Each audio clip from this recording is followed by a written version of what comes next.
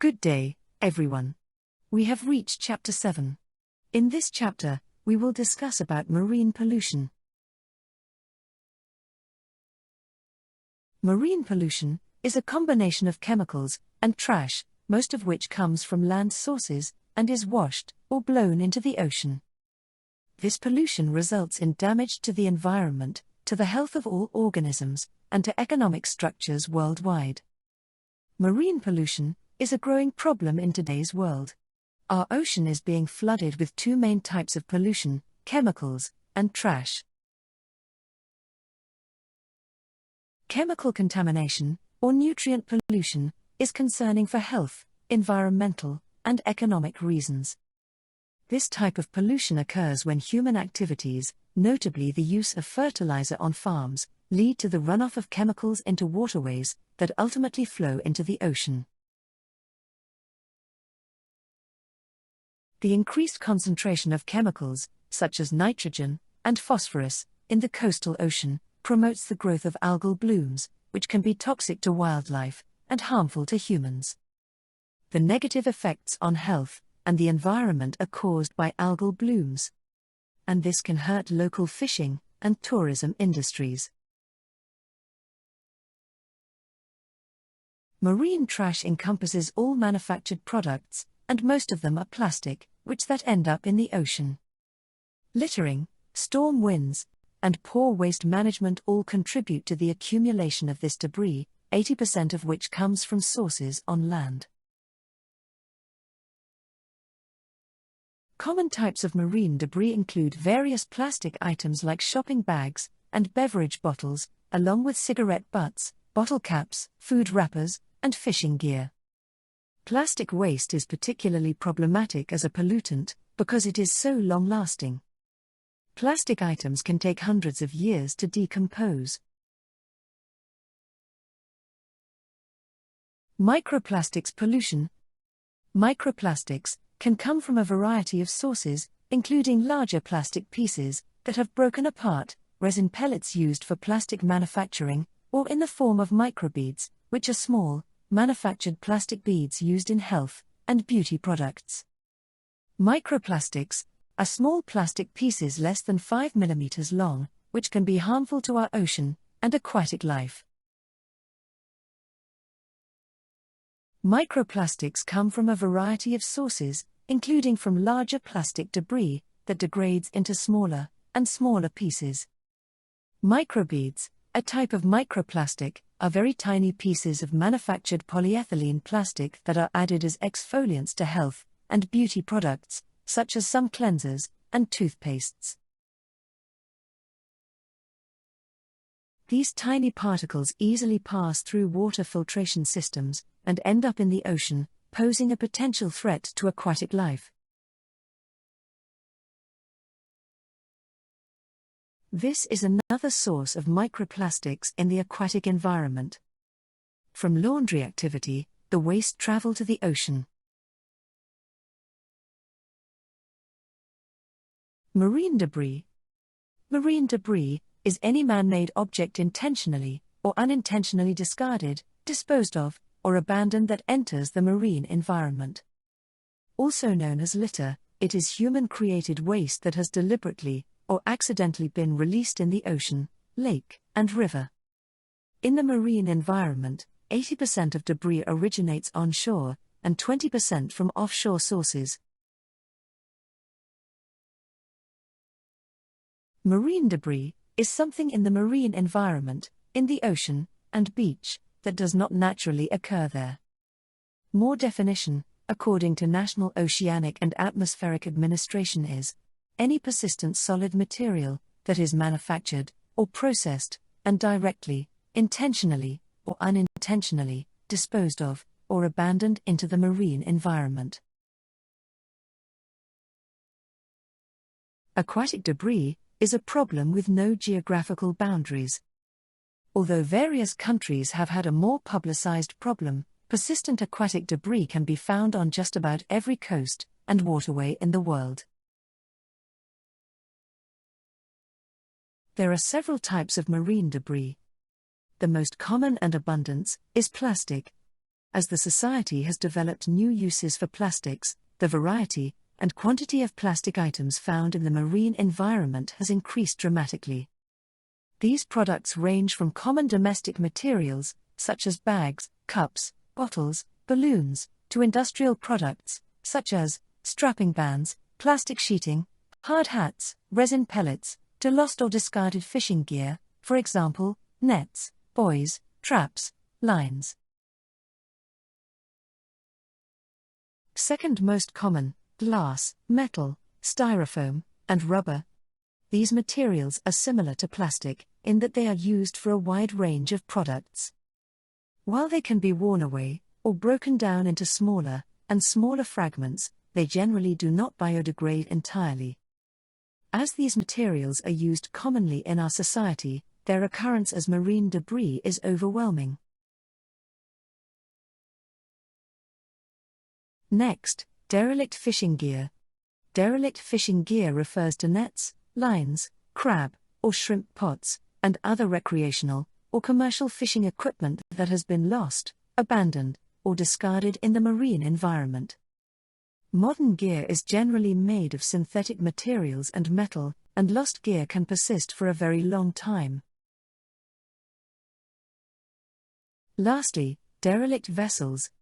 Thousands of abandoned and derelict vessels litter ports, waterways and estuaries, creating a threat to navigation, recreation, and the environment. Many vessels end up sinking at moorings, semi-submerged in the intertidal zone, or stranding on shorelines, on reefs, or in marshes, and breaking apart. What are the sources of marine debris in the marine environment? From land-based sources. Indirectly when washed out to the ocean via rivers, streams, and storm drains. This include littering, dumping, and poor waste management practices. Intentional or unintentional disposal of domestic or industrial wastes on land, or in rivers, or in streams. Or extreme natural events, such as hurricanes, tsunamis, floods, and mudslides have devastating effects on human life and property. From ocean-based sources. Directly by illegal dumping or accidental loss of debris from a ship and stationary platform. Fishing vessels. Fishing gear may be lost from commercial fishing vessels as well as from recreational boats. Cargo ships and other vessels. Cargo lost overboard from freighters, cruise ships, and other vessels pose serious threats to marine navigation. Estimated 10,000 containers at sea each year are lost by container ships, usually during storms. One famous spillage occurred in the Pacific Ocean in 1992, when thousands of rubber ducks and other toys went overboard during a storm. The toys have since been found all over the world, providing a better understanding of ocean currents. Similar incidents had happened before, such as when Hansa carrier dropped 21 containers in year 1990, with one notably containing buoyant Nike shoes. This incident is known as the Great Shoe Spill of 1990. Let's learn what are the threats of marine debris. Each year, many species of marine animal, including sea birds, marine mammals, and sea turtles, die from becoming entangled in marine debris, or ingesting marine debris they have mistaken for food. Entanglement: an animal gets ensnared in the loops and the opening of debris. Entanglement can occur accidentally, or when an animal is curious about an object, or using it for shelter. Derelict fishing gear, rope, and strapping bands are common items that entangle marine organism. Ghost nets, lost or abandoned fishing nets hundreds of meters long, threaten protected species and other marine organisms. Ghost nets often become concentrated in relatively small areas by wind and currents, and can continue ghost fishing for extremely long periods. Ingestion: an animal can mistake marine debris for food, accidentally ingest it, and degraded debris can be ingested by filter-feeding organisms. Ingestion can occur, accidentally, and when an animal feeds on debris that looks like food.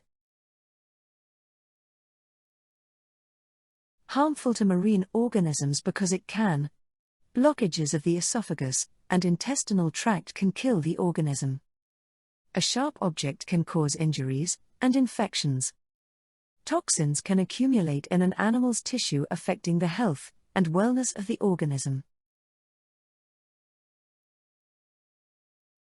Seabird and hatchling sea turtles may eat plastic debris that is toxic, resulting in reproductive failure or death.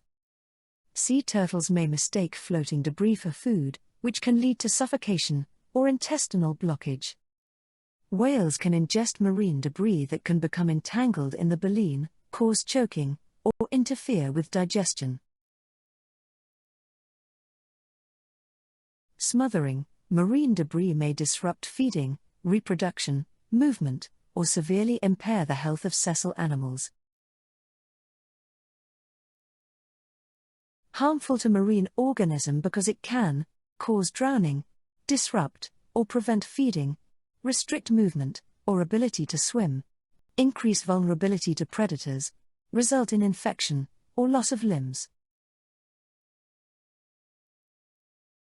Next is oil pollution.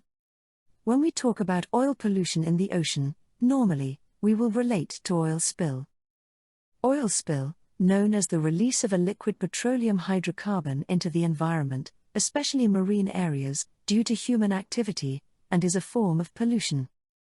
The term is usually applied to marine oil spills, where oil is released into the ocean or coastal waters, but spills may also occur on land. This figure shows what happens to the oil once it enters the marine environment.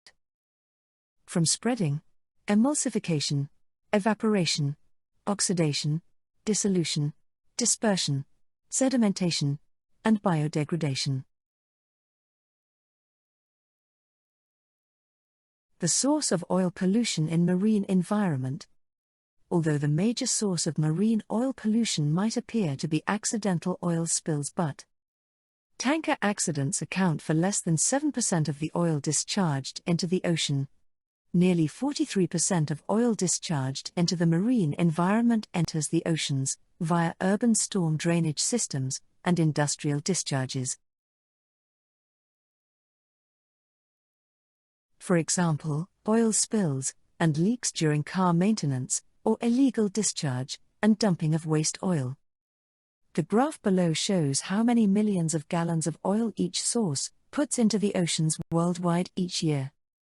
Oil spill only 37 million of gallons, down the drain, 363 million of gallon, which mean that the oil come onshore.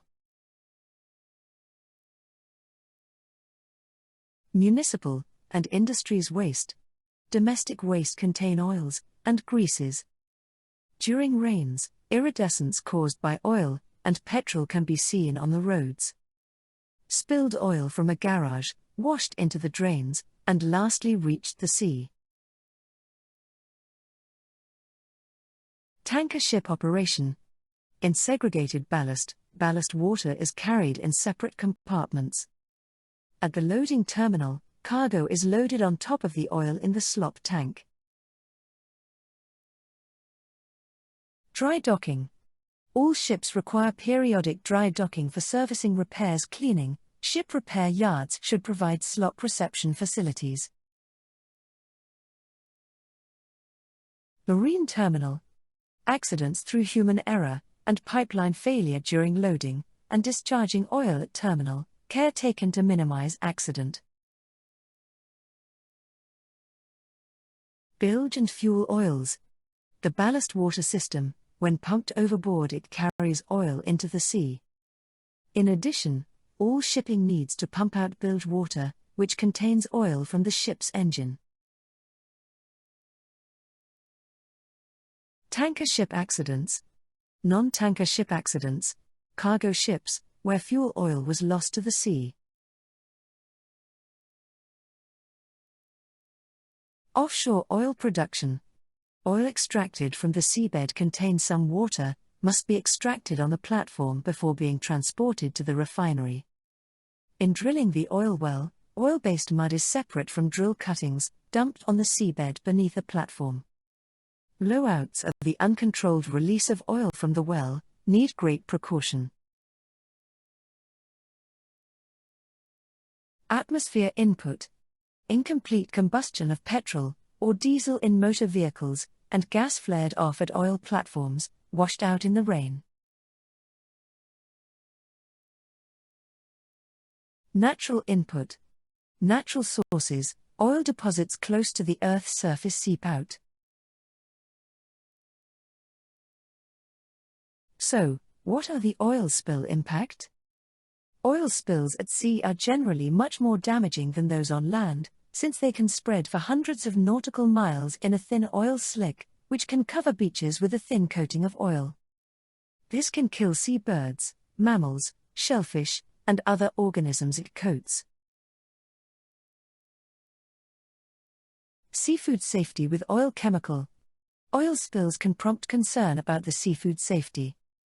Bioaccumulation in seafood, such as fish or shellfish, can occur through food items, water, sediment, or through skin and gills. Polycyclic aromatic hydrocarbons are the chemicals in petroleum-based oils most likely to bioaccumulate in seafood tissues. Different seafood species affected by oil spills. Fish, less likely to be exposed to oil than other marine organisms. Oil floats, fish usually don't come into contact with oil. Crustacean, such as lobster, crabs, can move away from oil. Mollusks, such as mussel, clams, are the most affected by oil spills, because they anchor themselves and can't avoid spilled oil. Although only a small percentage of oil enters the ocean from major oil spills, it is from studies during those events that we understand the extreme toxicity oil has on marine animals.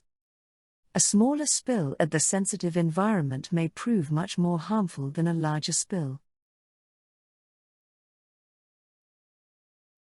For example, in the year 1976, a spill estimated to have been less than 10 tons killed more than 60,000 long-tailed ducks in the Baltic Sea. The year 1989, 40,000 tons of Exxon Valdez oil spill in Alaskan waters killed more than 250,000 birds. The oil penetrates into the structure of the plumage of birds and the fur, reducing its insulating ability and making them more vulnerable to temperature fluctuations and much less buoyant in the water. As they preen, birds may ingest the oil coating their feathers, irritating the digestive tract, altering liver function, and causing kidney damage. The thick, sticky oil coats the feathers on birds, inhibiting flight, and the ability of those feathers to insulate the bird. The gills of fish become clogged with oil, and the fish suffocate. Marine mammals' bodies become coated in oil, and they cannot maintain their body temperatures. Heavily furred marine mammals exposed to oil spills are affected in similar ways. Oil coats the fur of sea otters and seals, reducing its insulating effect and leading to fluctuations in body temperature and hypothermia. Oil can also blind an animal, leaving it defenseless. Animals can be poisoned and may die from oil entering the lungs or liver. Oil-coated marine plants cannot obtain energy from the sun for photosynthesis. Oil may also become trapped in sediments for many years and may become suspended again in storms or dredging. That's all for this chapter, Marine Pollution. Thank you.